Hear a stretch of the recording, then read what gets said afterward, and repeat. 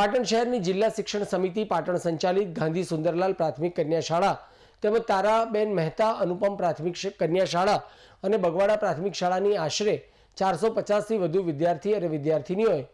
શિક્ષણની સાથે સાથે બાહ્ય જ્ઞાન પ્રાપ્ત થાય તેવા શુભ ઉદ્દેશ્યથી અને ગૌરી વ્રતના પાવન પર્વ નિમિત્તે પાટણ એપીએમસીના ચેરમેન સ્નેહલભાઈ પટેલ અને સમિતિના અન્ય સભ્યો સાથે એપીએમસી પરિવારના સહયોગથી શુક્રવારના રોજ બજાર સમિતિ પાટણની મુલાકાત લીધી હતી। બજાર સમિતિની મુલાકાત દરમિયાન ઉપરોક્ત ત્રણેય શાળાના 450થી વધુ વિદ્યાર્થી અને વિદ્યાર્થીનીઓ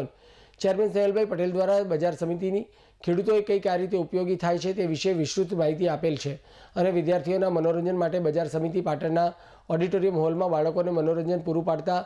જુમાનજી ફિલ્મ બતાવવામાં આવી હતી અને ત્યારબાદ બજાર સમિતિ દ્વારા ગૌરી વ્રત નિમિત્તે તમામ વિદ્યાર્થીઓને ફરાળી ફ્રૂટ પેકેટ પણ વિતરણ કરવામાં આવ્યા હતા। બજાર સમિતિ પાટણ ખાતે શુક્રવારે ગૌરી વ્રત નિમિત્તે આયોજિત કરાયેલ શહેરની ત્રણેય શાળાના બાળકોએ શાળાના શિક્ષક ચંદ્રકાંતભાઈ ઠક્કર,